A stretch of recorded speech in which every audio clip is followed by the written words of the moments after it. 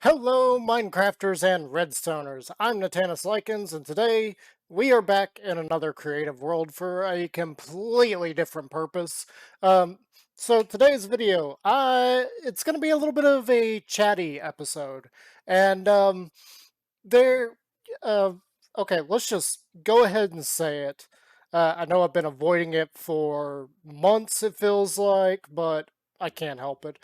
So, Good Times with Scar, one of the Hermitcraft members, is currently playing in a series called New Life, SMP, and he is building an airport, which is really cool. And this is not to be a critique or anything. This is supposed to be informative, what we're going to talk about today.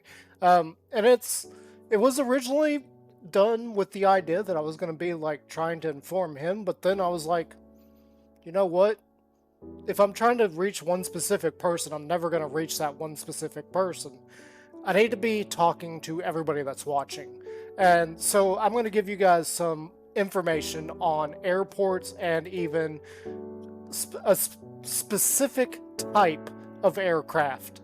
Um, we are not talking about like a specific aircraft per se, but we're talking about a specific type. And what I mean by that is whether it's a jet, a fighter, or whatever.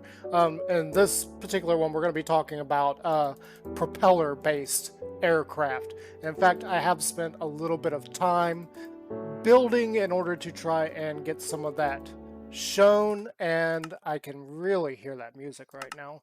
I was testing to make sure we got the game sounds on this time because, last video I didn't realize that OBS had messed up. Yeah.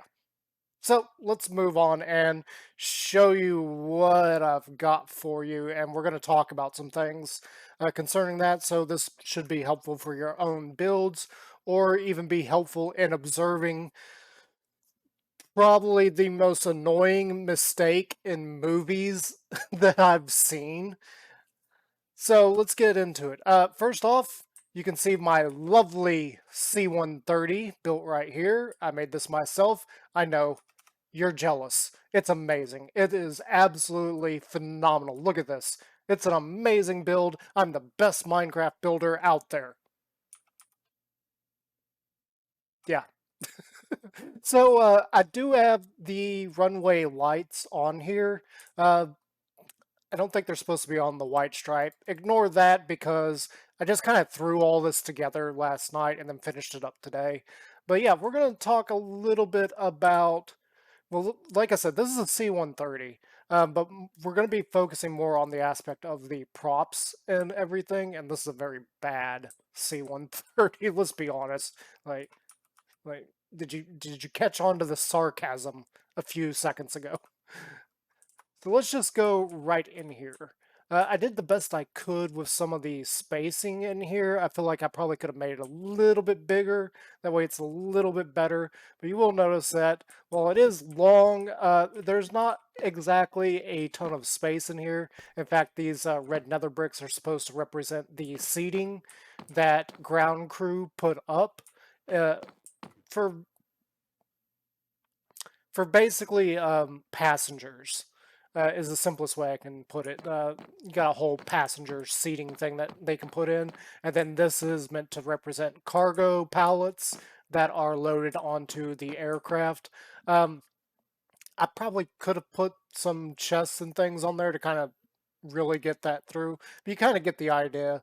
And this is where I want to talk about one of the worst movie mistakes that I've seen in recent years, and that's regarding C-130s. They constantly show these, and they make it look like they're absolutely enormous on the inside. They're not small. Don't get me wrong on that. They are not small. However, you're not going to fit an Abrams tank inside of a C-130. Please stop doing that. That is so annoying when I see it. The second I see that, I like, that's not a C-130. That's way too big. It cannot fit in there. Um, So yeah, if you see anything bigger than a Humvee inside of a C-130, I can guarantee you that's not the inside of a C-130. The other thing that I've noticed has to do with the cockpit, where the pilots sit. And it's very, very, very, very, very easy to tell if you're actually looking at a C-130, and it's how you get into the cockpit. If there is a set of stairs right about here, or if it's off to the side, that is not a C-130, okay? The C-130s have a ladder that go right up into the cockpit, and you actually have to climb up into it and everything. And we're a little bit cramped in here because the scaling is really badly off. But there's about 5 seats up here. You got the pilot, co-pilot. You got like a cruise seat right behind them in the middle about here, and then there's 2 more seats on the side. Um, those seats can be brought up or down, sort of. All the seats can actually be removed, but that's beside the point. There's a lot more going on in there. This is Minecraft. We don't have a whole lot that I could use for decorations. And as I said, I just kind of slapped this together. So the other thing about the cockpit I wanted to say is if you see a cockpit that looks like it's got a whole bunch of room, no. No, no, no, no, no. Those cockpits are very cramped. In fact, getting in and out of the seats, there's only one way to do it. Um, so if they're moving around and if they're doing anything but going in from the left on the left side or from the right on the right side, again, because of scaling, we can't really do that. It's not a C-130. There's just not that much room up there. So we can talk a lot about the controls and everything, but I'm going to leave that to any pilots that are watching this video. If you are a pilot, we just broke the glass. If you are a pilot, give a shout out and let us know about the controls in there. I could tell a little bit about it, but I'd rather a pilot step in on that one and tell a whole lot more on how they think it's hilarious to see, like, they show the exterior of a C-130, then you get into the cockpit and it's definitely not a C-130.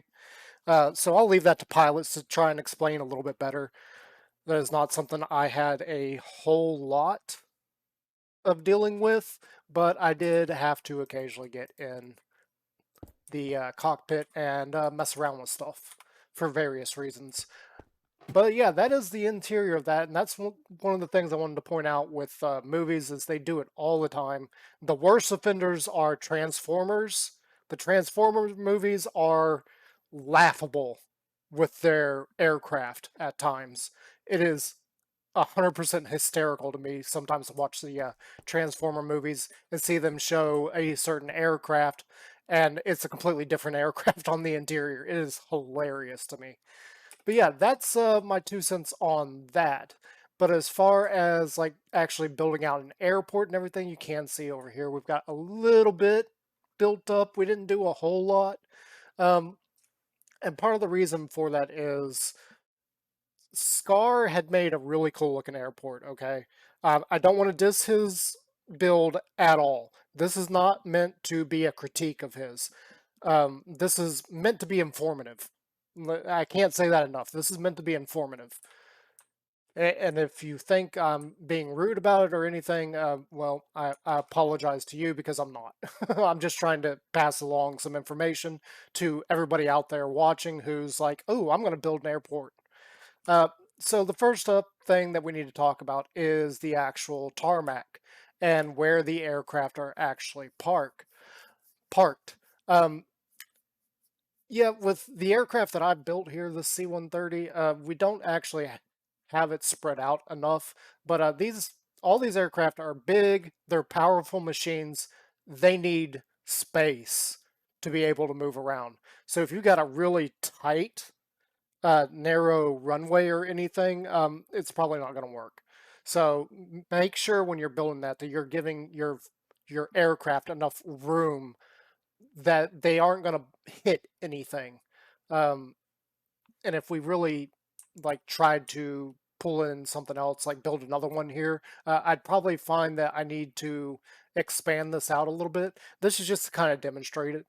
As I said, I just went through, slapped this together in a few hours, and was just kind of done with it in order to just talk about it. But yeah, definitely make sure that you've got enough space for any aircraft that are currently moving or being moved. Let me reiterate that, being moved. they do need enough space to be able to turn and everything. Otherwise, you're going to start dealing with aircraft wing growth. That is a thing. It is a very weird thing, and I never fully understood it. But from what I understood of it, essentially what is happening with the wings as it is turning is all of the components are kind of stretching out to their maximum distance in one direction or the other. So think like if you're swinging a yo-yo around and you let it go all the way to the string and then you pop it back.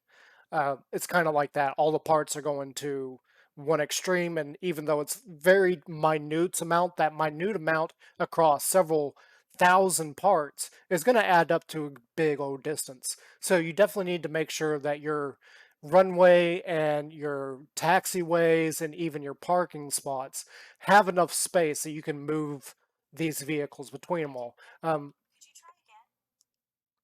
I did not ask for your opinion, Siri. But yeah, just make sure that you're giving your vehicles enough space to kind of make it look as best you can. Um, it is a little bit weird on that because it is Minecraft. These are not going to move. Even if you do like Scar did in the Create mod, you're probably only going to have like one or two aircraft moving. I could see that a really good redstoner could possibly get a whole bunch more moving around. But yeah, that is one thing to be aware of, is just making sure that you've got enough space for them. And the reason I bring that up is the area that he's decided to use for parking his vehicles. He could probably fit one vehicle there, and I'm not even sure if it would really fit there if another vehicle is going around the taxiway. So I really think he needs to find another space, much bigger for, parking vehicles on. But that's my opinion on that.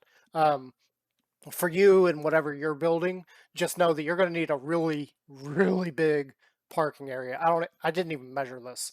Now, the main thing I wanted to talk about with propellers on aircraft is propellers work a very specific way.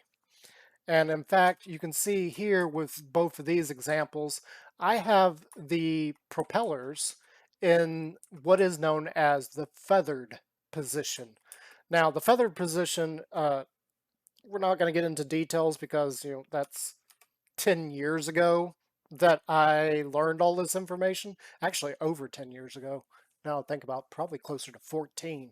And I haven't used that information in almost 10 years. So a lot of that has kind of slipped my mind. I've been trying to look it up and hopefully remember stuff. Not going too well, but whatever. I just decided to start recording. Anyway, so the feathered position is something that you will only see an aircraft have its propellers in for one of two reasons. One, it is parked on the tarmac and not going anywhere. Number two, there's something wrong with the engine. So if you've got it in the feather position, that is not a position that is meant to fly with.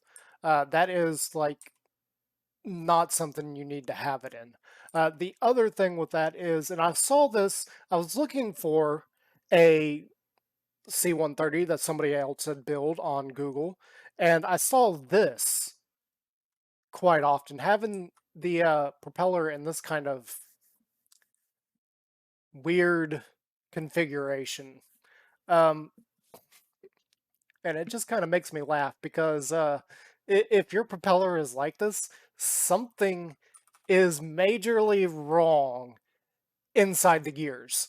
Uh, so all of these are always going to be facing the exact same direction at the exact same angle. If you've got any one of these that is not at the same angle, something's wrong with the propeller, like majorly wrong. So please don't do that. Keep them all in the same orientation.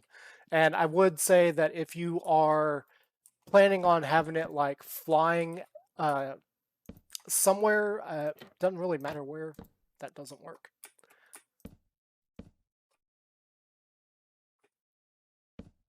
If I can like do this, you need to have all of the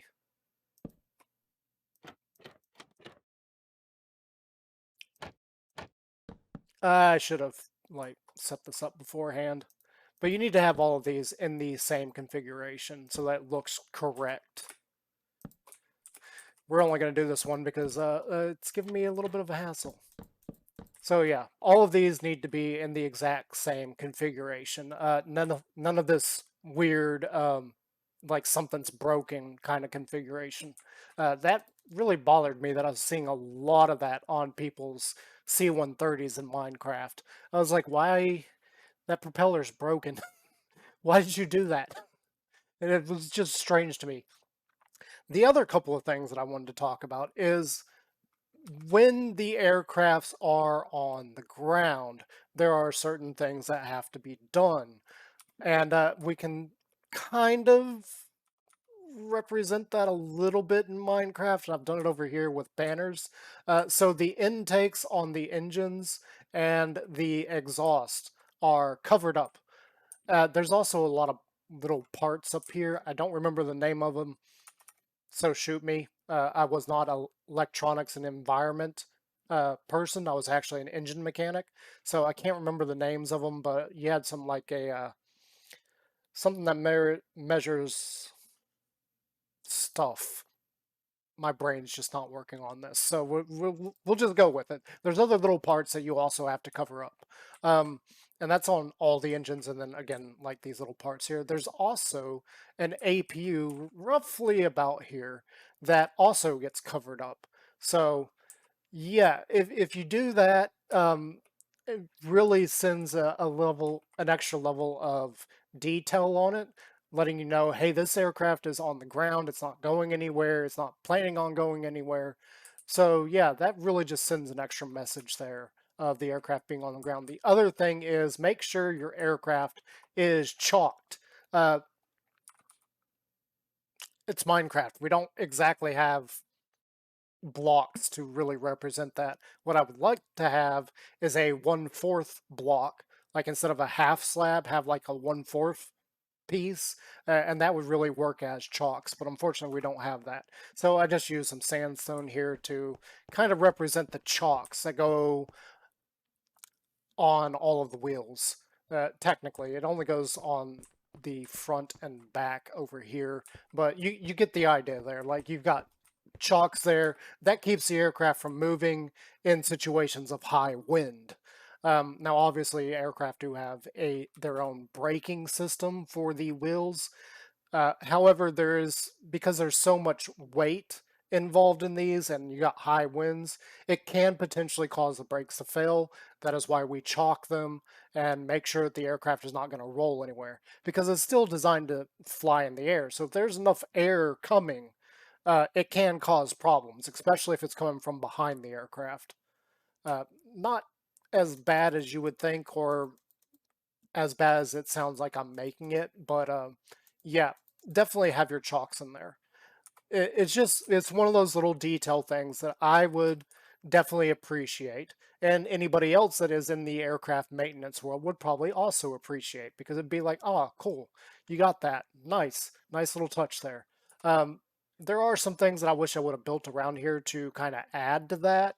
However, like I said, I slapped all this together, so we're just gonna talk about a few of the other things now. With that being said, also have your parking spots labeled because usually when the aircraft gets parked for whatever reason, either the pilots are done with their flight for the day or you had to move the aircraft around for whatever reason. Sometimes I just felt like they gave us something to do. Hey, you guys got nothing to do? Go move aircraft around. We're going to play checkers came to mind. We're gonna play checkers with them. Yeah, something like that. But yeah, definitely have your spots marked. Now, each aircraft does have its own unique number, serial number, however you want to put that, on it. Uh, so you can possibly find an aircraft marked that way. However, it's much easier to say, hey, go to aircraft parked on 14A. Much easier. You know where it is, you know where to find it. Simple as that. As far as hangars, I slapped together a little. a little hangar over here. Oh, I didn't even finish it. This is it's pathetic, to be honest. But like I said, I just kind of slap stuff together. The whole reason I did this is to show that it the entire aircraft should be able to fit inside of the hangar. So whatever aircraft you are making and you're making a hangar for it, you should be able to fit the entire aircraft into the hangar. And that's kind of what I did here. Now, not only that, you should have some space to move around in here. So don't just have the ceiling at a certain height and you can't move anything. I actually kind of did a pathetic job on that with this. You can see that the tail is it's pretty close to the ceiling here, and the reason for that is a lot of aircraft are going to have, or a lot of hangars are going to have giant cranes up in the ceiling that are designed to pick up and move parts if you're taking parts off or putting parts on. In the case of a C130, this would mostly be for any of the heavy parts, like such as the propeller, then the engine, and anything on the back end there. Typically, the nose cone is pretty light. There's just sensitive equipment in there. Again, I was an engine mechanic. I don't actually know what's in there other than the radar. So yeah, the cranes definitely have the cranes in there. That extra little detail of extra detail of that little extra detail will go a long ways. Yeah, I paused there because I realized just what I was saying was just ridiculous. Now, with that in mind, there are also typically two types of hangars. One is a maintenance hangar where you're going to see like the cranes I was talking about hanging up on the ceiling for doing any kind of maintenance on the aircraft. And then you're going to have a wash hangar. So think of it like an inside out fire truck. There's going to be hoses everywhere, uh, potentially stations with fixed hoses. I did see that a few times, but I never ever saw them in use. It was usually you, me and whoever else is on the wash team just using hoses, whether that be your typical garden hose or like a fire hydrant hose. Uh, Not nearly as powerful though as a fire truck or anything. This was just it was just big is all I'm going to say. But yeah, that's typically what we saw. I never actually saw the stationary hoses used. Never once did I see that. And it's going to be all hand done. And the reason for that is because an aircraft is so big and it has a lot of fragile parts on it, like you would be surprised like how many things could easily break.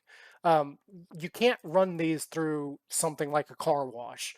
So typically you get a team of people together, they hand wash the entire thing, and then the crews get together and say like the landing gear, which is way too dark in here. We're just going to go back over here.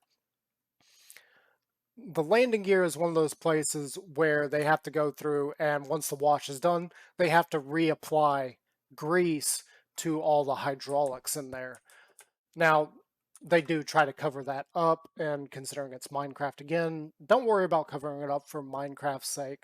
Just know that there are two different types of hangars that you could potentially build. Either one that looks like you're going to wash an aircraft or one that looks like you're going to do some maintenance on an aircraft. And that's pretty much it. That's all you really need to know about that. As far as the hangar themselves, so hangars come in all sorts of shapes and sizes. I think the smallest one I saw literally had just the hangar and like a series of offices off to one side. So like on this side, it had, I don't know, about 6 offices over on this section here, right in this open area.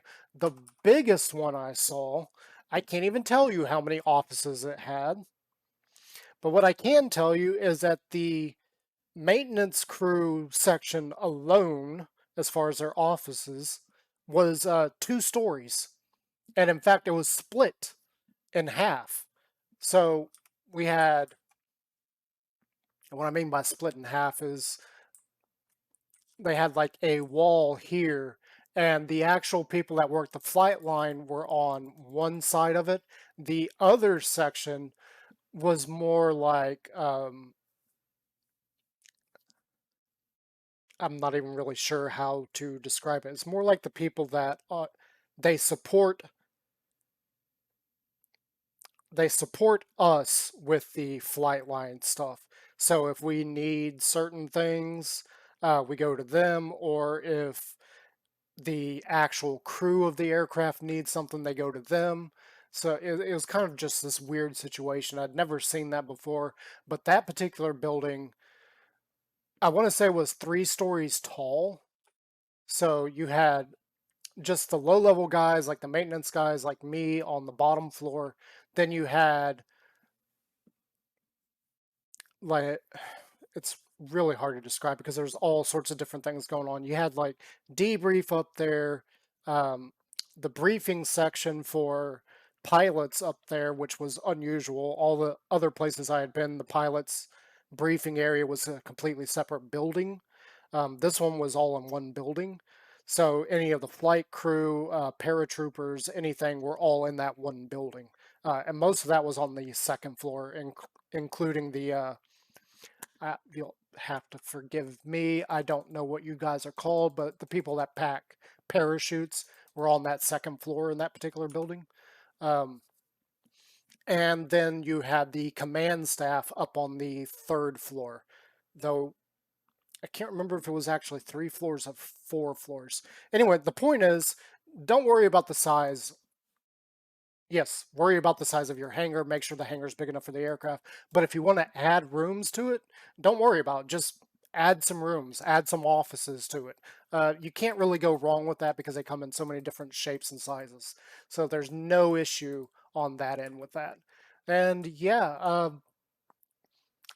I really hope you find that informative. I really hope you guys like getting my little 2 cents on here. Uh, I wish I could have done more, but I feel like, I don't remember enough. And because I was only in one particular section of working at an airport, that I can't really explain a whole lot of the other stuff. Some of that stuff you'll have to look up, like the markings on the runway, the taxiway, and even the tarmac. Really, you guys are going to have to go out and find more information on that because I can't remember it. There's a lot of different markings for a lot of different things. And, just making sure that you have all those is really going to bring some detail into your airport build, regardless of what type of airport you're building. Because you got things like emergency crew roads that go across the runway, which require uh,